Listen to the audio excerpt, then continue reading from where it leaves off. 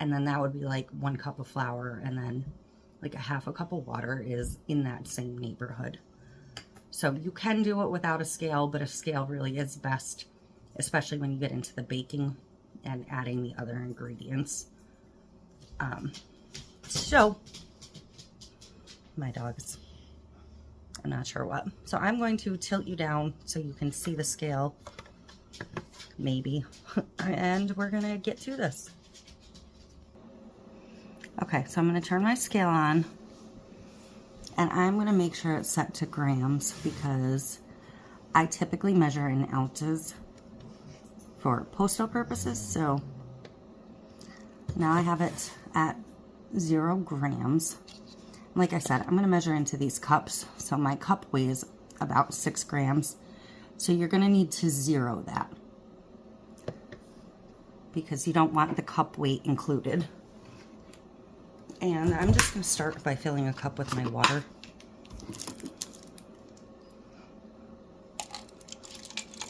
And I picked 100 ounces to start because I'm gonna want quite a bit of discard. So I'm at 102. We're gonna call that close enough. I'm gonna want plenty of discard down the road. But you can start with as little as 50 grams and 50 grams. And we're gonna 0 again. Always remember to 0 your scale.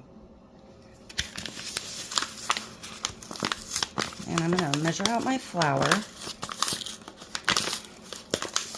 I mean, honestly, I could mark the line on my cup and just fill my cups. Or at least with my water. With the flour, I would always measure. But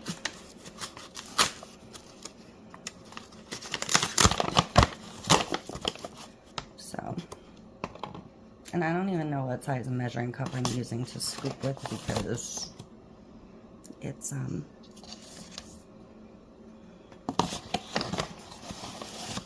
no longer marked.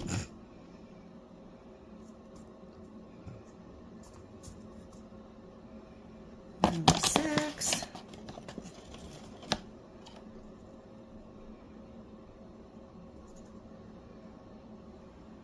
And that's at that 102 also. So my flour I'm going to move to a Ziploc bag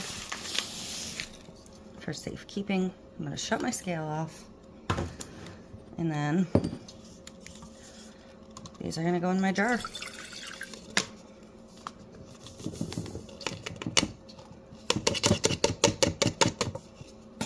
I'm going to keep these 2 cups. So when you see me using cups, I'm going to use the same cups all the time.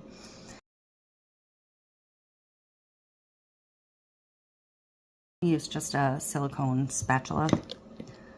But you're going to want to get your flour all incorporated. Scrape down your sides.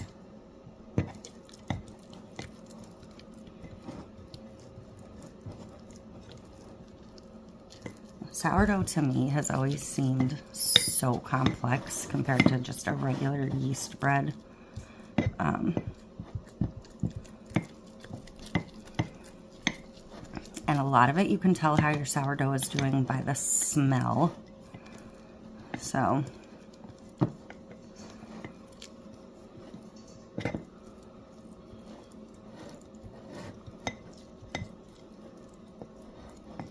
and everybody's sourdough is going to be slightly different because of their environment.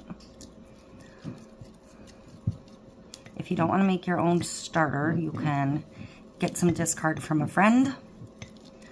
Because when we're saying discard, your discard is in fact starter. It's just starter that you're not going to use for bread. And there are 1,000,002 things you can do with discard.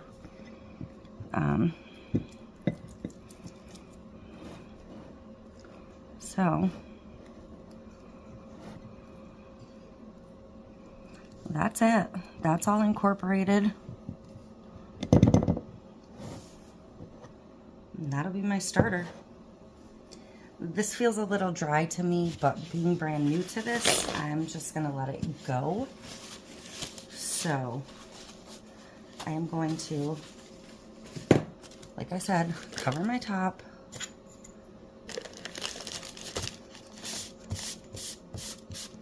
with the ring. And then I'm going to like mark my line with a rubber band. And I'm gonna have to double this rubber band because she's a big one. This isn't necessary. It's just more of a curiosity's sake thing. Because when it comes to knowing how your starter's doing, you're gonna wanna see the growth in the jar. You're gonna want it to be doubling at a certain rate to know that it's good for use. So, first 24 hours, I don't really expect much. Tomorrow, I'm gonna come in and it'll just be probably silent for the next couple days. But the next couple days, it's gonna be a 1-a-day feed, and I'm gonna use 100 grams of whatever is in this jar, 100 grams of the flour, and 100 grams of the water.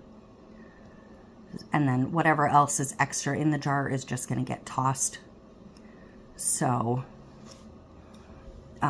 because while you can use your discard, you don't necessarily wanna use your early discard unless you want a whole herd of starters, which I don't particularly want a whole herd of starters. So that is it. That is the start to our sourdough journey. If you're a sourdough maker, let me know, just because I'm always curious what other people are doing. And we may next week bake a loaf of yeast bread just to kind of get my feet wet on times and temperatures. And there's so many terms to learn. There's bulk fermenting, and there's, of course, all your rises, and, you know, the cold stage, and there's just a lot of steps to it, and I'm a little bit nervous about it. So yeah, but we're gonna actually end this video here. I'm gonna do the next, just because this is already getting long, I'm gonna do the next several days in its own little short video. And then once I'm at the point where I'm ready to bake bread, we'll go through the steps of bulking up the starter to make the bread. And we'll start with a very simple bread process. I'm not gonna get into any of the fancy stuff or inclusions to begin with, because I just won't be there yet. But that is it. I'm going to clean this up. I'm going to put everything to the side on the counter.